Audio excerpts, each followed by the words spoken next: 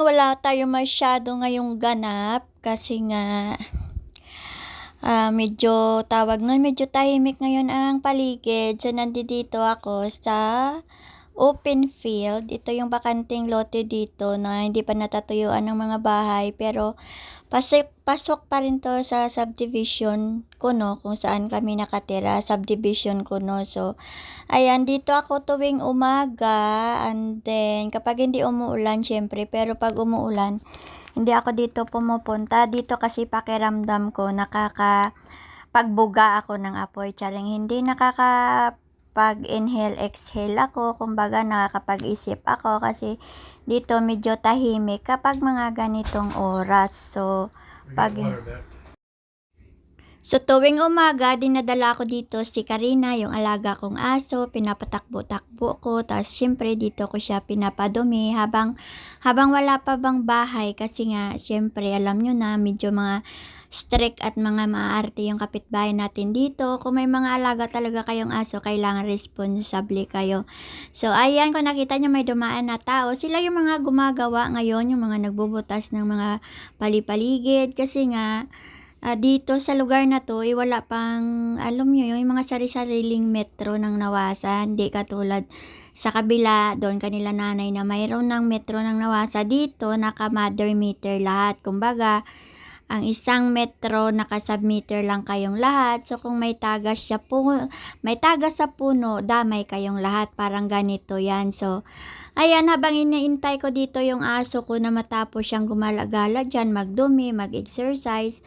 So, balak ko sana ngayong araw is bibili ako ng pandesal. Meron kasi ditong bakery, hindi naman siguro asing malaking bakery. Pero may tindahan dito na siya lang yung nagbebenta ng pandesal dito sa loob ng lugar namin. So, balak ko dapat ngayon bumili, pero nang nadaanan ko kanina yung tindahan ay sabi ko sarado. So, parang wala siya. So, pangalawang araw na 'tong sarado siya, siguro may pinuntahan sila. Kaya ayun, hindi na lang ako bumili ng tinapay kasi minsan nami-miss ko rin yung pandesal, pero hindi naman ako mahilig talaga magpandesal. So, since nandoon naman yung anak ko sa kabila, baka magpapautos na lang ako na bilhan niya ako ng tinapay or Spanish bread. So, nandito nga yung tindahan na nagbebenta ng pandesal at saka minsan mayroon silang donut, pero ngayon sarado sila. Kaya ayan, uuwi na lang kami ni Karina kasi nga syempre wala namang tinda kasi wala nang iba, tsaka ang layo dito pag pupunta pa ako doon sa tulay, sobrang layo at saka tinatamad ako ngayon magala-gala. Parang gusto ko lang muna sa bahay maghilata, ayaw ko munang lumabas. So, ganyan ako minsan. May mga times na ayaw ko makipag-usap, may mga times na ayaw ko lumabas ng bahay. So,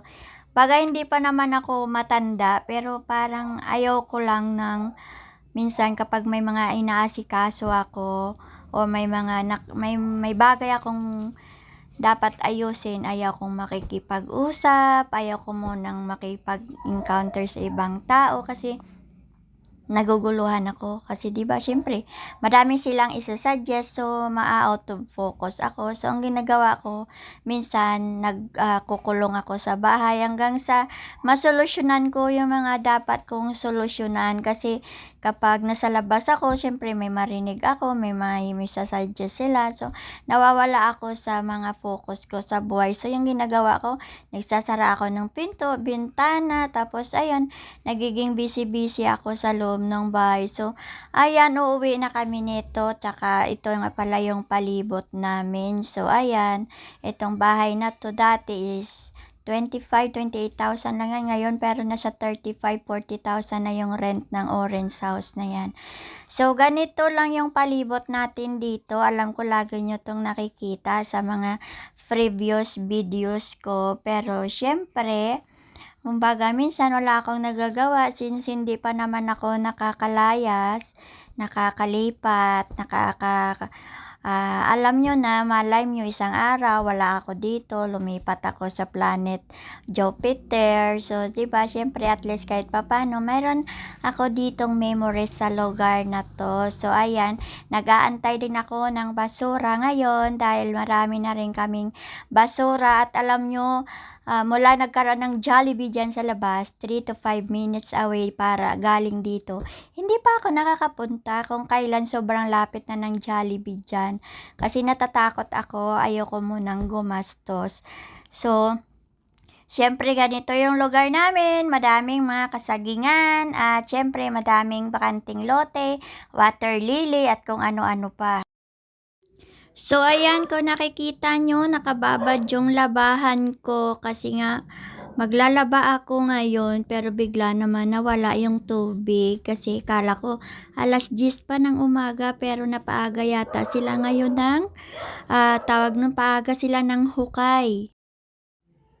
So, ayan, ang gagawin ko na lang mamaya is kukusutin ko na lang yan. Ang tagal ko na kasing nag-antay ng mag-check ng aming top load na washing machine pero ang schedule noon is itong first week or second week ng July dahil punuan nga daw sila pero wala pa din talaga. So ayan, magkakape muna ako tapos may natira ako ditong tinapay. Kinain ko na kanina yung dalawa pero may natira pang isa, talagang Pinay na Pinay kasi nag-iisa na lang tinira pa. So ayan, babalikan ko na lang yan mamaya kasi nakadami na ako ng kain kasi syempre nagkape ako ng umaga, nagbabad ako ng labahan, tapos ayun, nag-ipon ako ng tubig. And then ito, nagkakape na ngayon at ito yung makulit kong alaga. So parang tinatamad ako kasing dalhin siya sa labas para patakbuhin or panuhin. So, bahala na dyan mamaya si Kano kung siya yung magdadala niyan or ako kasi tinatamad ako ngayon minsan kasi parang sarap kasi ng tulog ko kanina. Kasi pala maulan, kaya pala sabi ko parang sarap matulog. Pagbukas ko nga ng pinto, medyo basa pa yung labas, ibig sabihin umulan kagabi. So, ayan. And then, ayan na, nakikita ko na ngayong mga construction guy, nag-uumpisa na silang maglatag ng kanilang mga gamit dyan sa labas. So, ayan. Ay, nako, sabi ko, kailan kaya yan matatapos? Kasi nga, syempre, alam nyo na, sabi nga nila, mawalan lang daw ng kuryente, wag lang daw ng tubig. So, pag nawala yung kuryente, wala naman tayong wifi, diba? So, hindi mo alam ngayon, lahat naman talaga importante, pero syempre, habang may tubig pa, ihugasan na natin itong mga nakatambak natin dito na hugasan. Tapos, meron pa ako diyang isang kaldero, lalagyan ko ng tubig kasi syempre, hindi natin alam kung kailan pa sila magkakaroon ng tubig. At least meron tayong magagamit kasi syempre, alam nyo na, maya-maya kasi kami naguhugas dito kahit tatlo lang naman kami dito talaga sa bahay, pero alam mo na, yung tubig kasi magastos talaga yan eh. So, ito, lalagyan natin. Maliit lang naman to, tsaka may maliit din ako na baldi dyan. Tapos may dalawa din akong container na tubig. So, kakasya na yan hanggang mamaya, pero syempre hindi nga lang tayo makaligo kasi ngayon maaga nilang pinatay ang tubig. Maaga nila in-off yung kontador dahil syempre pag hindi nila in-off yan, ano na lang mangyayari, 'di ba? So, ayan. So, ganito yung buhay natin dito. Ganito yung buhay ng mga Pinay na nakatira sa Pilipinas na syempre hindi naman agad-agad na tatapos yung mga gawain. Paunti-unti lang. Tsaka yung bayad sa kanila arawan. Pero alam nyo ba, sabi nga ng mga kapitbahay ko dito, kung binayaran yan sila ng kontrata, sigurado hindi yan naabutin ng 1 linggo. Kaso syempre arawan din ang kilos. Alangan naman arawan. Tapos isang araw mo lang tatrabaho, hindi lugi ka naman. So, syempre, pag arawan ang kilos.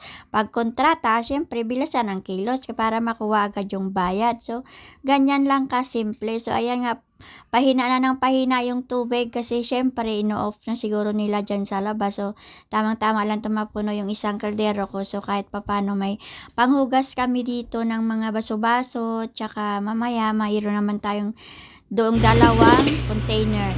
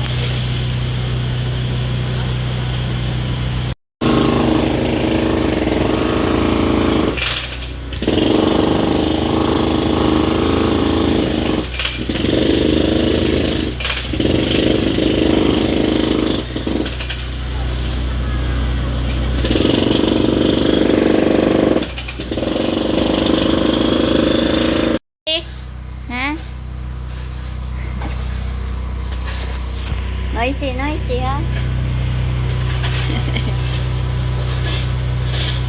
Noisy.